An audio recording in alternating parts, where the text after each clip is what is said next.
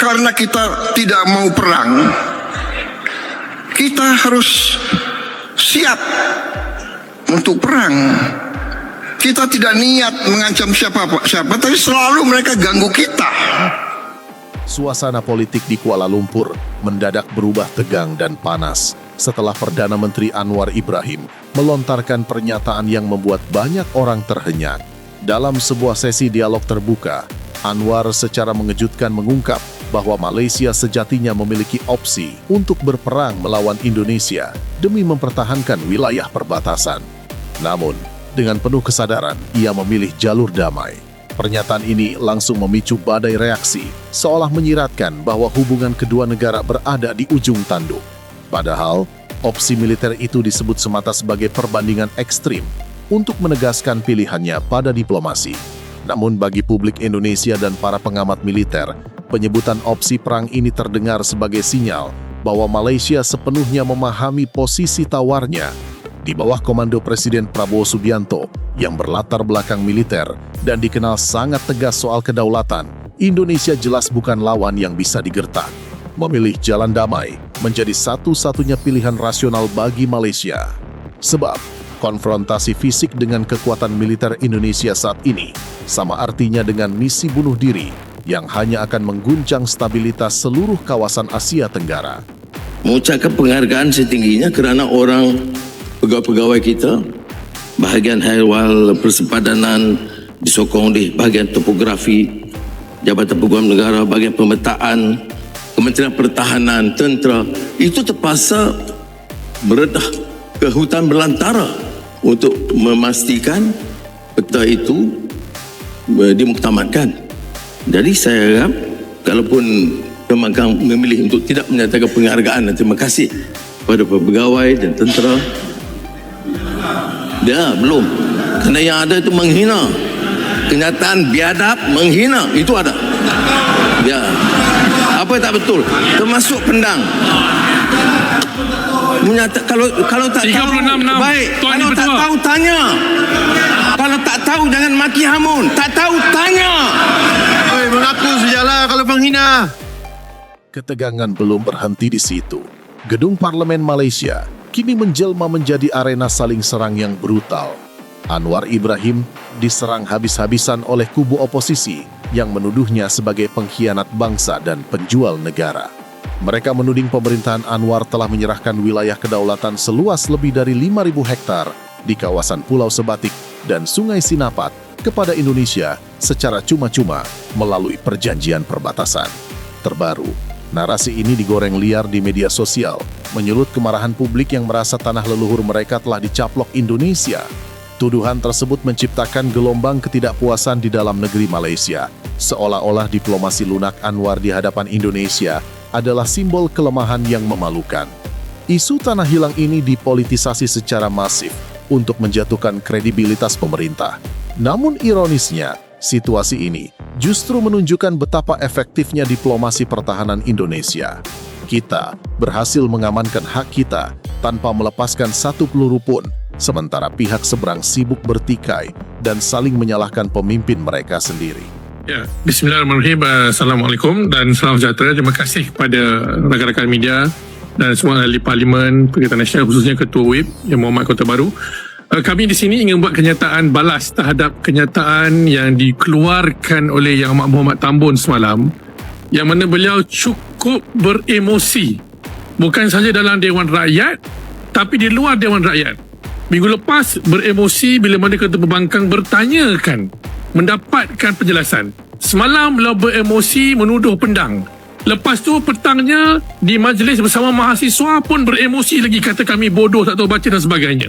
Sekarang ini kami nak bertanya semula kepada Yang Amat Muhammad Tambun, apa yang beliau maksudkan dengan istilah yang dikatakan sebagai yang 5,000 hektar yang dilepas, yang katanya bukan milik Malaysia tapi sudah jadi milik Indonesia, tapi diberi anggapan seolah-olah ianya no man's land.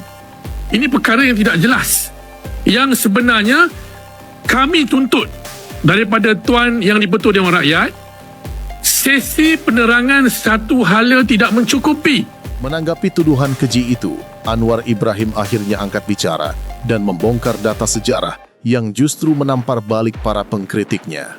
Di hadapan Dewan Rakyat, ia menegaskan bahwa wilayah yang diperdebatkan di perbatasan Sabah dan Kalimantan Utara tersebut sejatinya memang merupakan milik sah Republik Indonesia berdasarkan perjanjian kolonial Inggris Belanda tahun 1891-1915. Dengan kata lain, narasi penyerahan tanah itu keliru total. Yang sebenarnya terjadi adalah pengembalian hak kedaulatan kepada pemilik aslinya, yakni Indonesia, setelah sekian lama tertunda atau berada di wilayah abu-abu. Penjelasan ini membungkam argumen emosional kubu oposisi, sekaligus menegaskan kemenangan telak diplomasi Indonesia.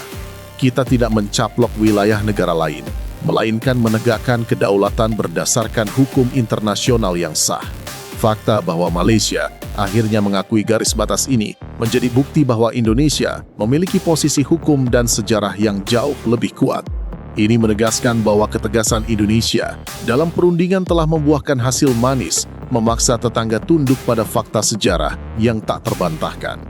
Sempadan di kawasan OPB berdasarkan prinsip yang terkandung, sekali lagi saya tegaskan, pada perjanjian 1915. Iaitu 780 hektar jadi milik Malaysia, tetapi 780 hektar